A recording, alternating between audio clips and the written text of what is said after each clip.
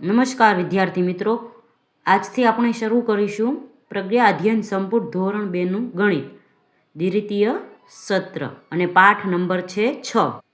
પાઠનું નામ છે ચાલો શણગારીએ અને અહીં છે તે રાષ્ટ્રીય તહેવારની ઉજવણી થઈ રહી છે 15મી ઓગસ્ટની. અહીં 5 ધોરણ આપેલા છે, ધોરણ 1, ધોરણ 2, ધોરણ 3, ધોરણ 4 અને ધોરણ 5. અને અહીં આ ચિત્રોમાંથી નીચે સવાલો પૂછવામાં આવેલા છે. તો પહેલો સવાલ છે, આ કયો તહેવાર હશે? તો આપણે લખીએ કે આ છે 15મી ઓગસ્ટ છે. 2 નંબરનું છે, શાળામાં મેદાનમાં કુલ કેટલી છોકરીઓ જોવા મળે છે? તો શાળાના મેદાનમાં આપણે છોકરીઓ ગણીશું તો કુલ 22 છોકરીઓ જોવા મળે છે. ત્રીજો પ્રશ્ન છે, શાળાના મેદાનમાં કુલ કેટલા છોકરાઓ જોવા મળે છે? તો છોકરાઓ આપણે ગણીશું તો કુલ 26 છોકરાઓ જોવા મળે છે.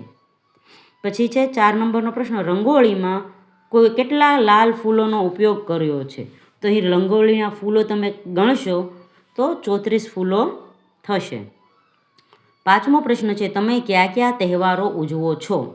તો જવાબ આવશે, અમે દિવાળી, હોળી, ધૂળેટી, જન્માષ્ટમી, ગણેશ ઉત્સવ, નવરાત્રિ વગેરે ઉત્સવ ઉજવીએ છીએ. આગળ છે, શાળામાં આઝાદીના તહેવારની ઉજવણીની તૈયારી ચાલુ છે. વિદ્યાર્થીઓ ફૂલોની માળા બનાવી રહ્યા છે. દરેક માળામાં 10 ફૂલ છે. શું તમે ચિત્રને આધારે કહી શકશો કે વિદ્યાર્થીઓ પાસે કેટલી માળા છે અને કેટલા છૂટા ફૂલ છે? દરેક વિદ્યાર્થી પાસે કુલ કેટલા ફૂલ થાય તે પણ શોધો. તો અહીં આપણે શોધવાના છે કે બધા વિદ્યાર્થીઓ પાસે કુલ કેટલા ફૂલો થાય છે. તો અહીં રોહન છે, તો રોહન આપેલો છે આપણે અહીં. તો રોહન પાસે એક માળા છે અને 2 છૂટા ફૂલ છે. તો અહીં આપણે અહીંયા એક માળા લખીશું અને 2 છૂટા ફૂલ, એટલે 10, એક માળામાં 10 છે એટલે 10 વત્તા 2 એટલે કે 12 થશે. તો રોહન પાસે 12 ફૂલ છે. પછી સિમરન પાસે 1, 2, 3 માળા છે અને અહીં 7 છૂટા ફૂલ છે.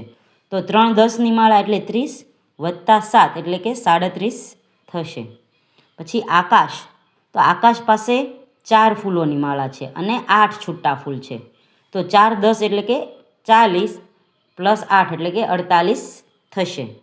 પછી સુરભી પાસે, તો સુરભી પાસે 1, 2, 3, 4 અને 5 માળા છે અને 3 છૂટા ફૂલ છે. તો સુરભીને 5 અહીં માળા અને 3 છૂટા ફૂલ, 5 એટલે 50 પ્લસ 3 એટલે કે 53 થશે. પછી જાવેદ, તો જાવેદ પાસે 1, 2, 3 અને 4 માળા છે અને 3 છૂટા ફૂલ છે. તો અહીં આપણે લખીશું 4 અને અહીં 3. 4 માળા એટલે 40 વત્તા 3 એટલે કે જવાબ 43 આવશે.